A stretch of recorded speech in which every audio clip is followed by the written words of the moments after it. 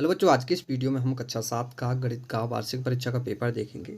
इसमें जो हमारा पहला प्रश्न है, सही विकल्प चुनकर लिखिए। दिए गए दंड आलेख में बाली ने दीप्ति से कितने अधिक अंक प्राप्त किए हैं?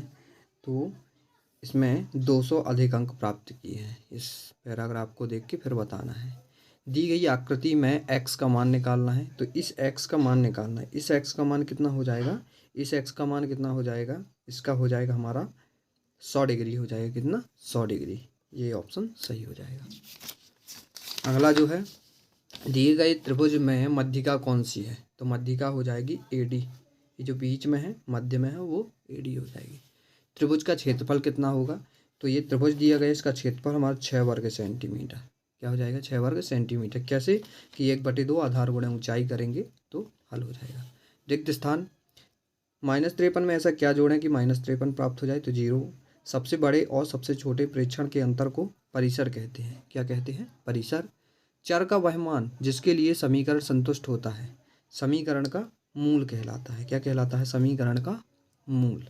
एक रेखाखंड के कितने अंत बिंदु होते हैं? एक अंत बिंदु होते हैं। कितने? एक अंत बिंदु। सत्य सत्य देख लेंगे। 3 भुजाओं से मिलकर बनी एक बंद और सरल आकृति क्या कहलाती है? त्रिभुज कहलाती है। क्या कहलाती है? त्रिभुज। अगला है 2500 का 20% 500 होगा। ये सही है, सत्य सत्य है।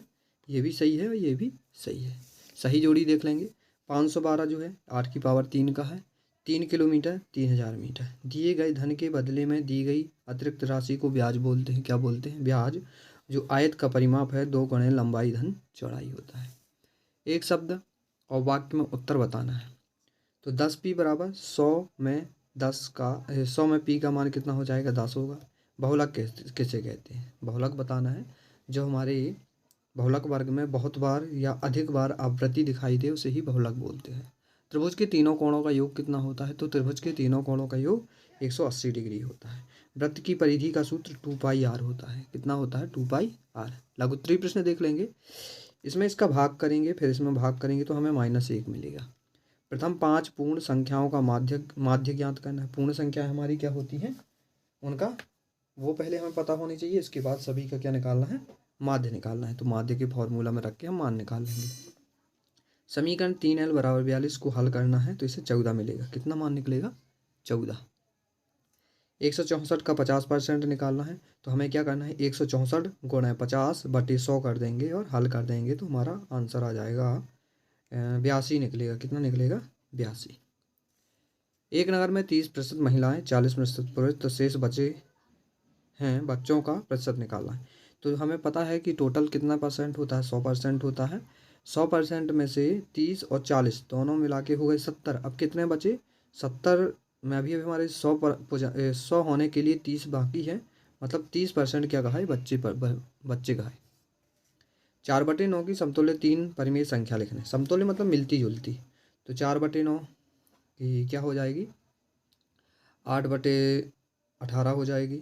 और इसी तरह 12/27 हो जाएगी। 3 लिखनी है तो लिख देंगे। एक त्रिभुज के 2 कोण ये दिए गए हैं। त्रिभुज का तीसरा कोण हमें पता है। त्रिभुज के तीनों कोणों का योग कितना होता है? 180 अंश। एक कोण दिया है 30, एक दिया है 80, दोनों को मिलाया 110 हो गया। अभी 180 तक पहुंचने के लिए कितने की ज़रूरत है? 70 की ज़रूरत है। मतलब तीसरा कोण क्या हो जाएगा? 70 डिग्री हो जाएगा। कितना? 70। अगला प्रश्न 8वां है ये। इसमें हमें QR का मान निकालना है तो हमें पाइथागोरस प्रमेय से हल करके इसका मान निकाल लेंगे। इसे हल करना है तो दोनों को हल कर देंगे। 14 सेंटीमीटर त्रिज्या वाले वृत्त की परिधि ज्ञात करना है। तो वृत्त की जो परिधि निकलेगी 2πr में रखेंगे हम तो 88 सेंटीमीटर निकलेगी। कितनी निकलेगी? 88 सेंटीमीटर। दीर्घत्रीय प्रश्न देख लेंगे। इसमें हमें बहुलक और माध्यक निकालना है। क्या निकालना है?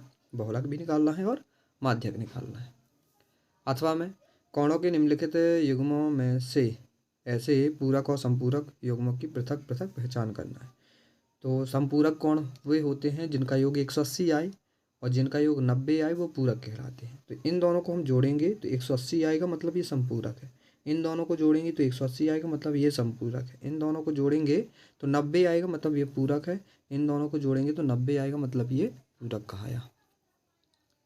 8वां प्रश्न है, लक्ष्मी के पिता की आयु 49 वर्ष है उनकी आयु लक्ष्मी की आयु की 3 गुने से 4 वर्ष अधिक है। तो लक्ष्मी की आयु निकालना है, तो लक्ष्मी की हम आयु निकाल लेंगे। क्या करेंगे, 3x + 4 और बराबर 49 करेंगे और हल कर देंगे तो हमें पता चल जाएगी लक्ष्मी की आयु। क्या करेंगे, 3x + 4 बराबर 49 करके।